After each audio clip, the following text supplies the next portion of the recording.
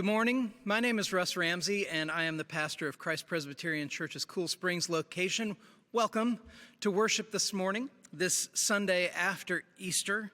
It's good to have you with us on this live stream today. Spring is definitely in the air. I've been spending time this weekend landscaping my yard, which is so much fun. I highly recommend having a project to break up the time at home. In our yard, there's a rabbit. Well, in our house, we call it a bunny, who has made a nest in one of our beds.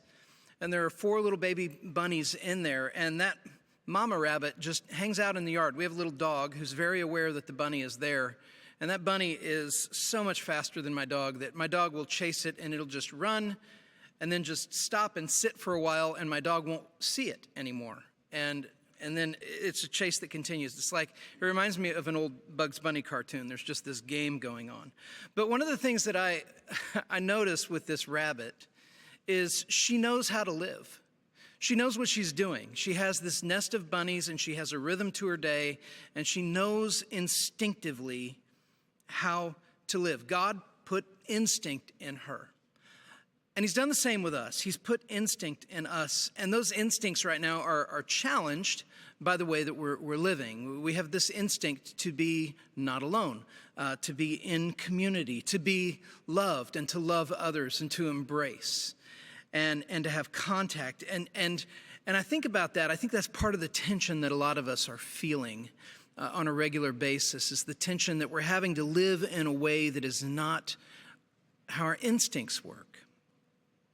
And the good news of the gospel is this season that we're in is not our fate. This is not the way we're going to live forever. But what it's doing now is it's awakening in us a longing. It's awakening in us a longing to be together. And that longing is something that God has given us. And that's a good thing. It's a good thing. And so there is a kind of a gift in this season, which is the gift of hunger. The gift of hungering for what we were made to do. And what we were made to do is we were made to live in community.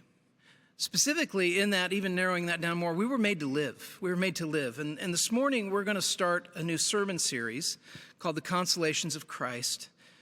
And this first one, we're going to actually talk about how we were made to live. We're going to talk about how death is an intruder, how we're being faced with mortality right now.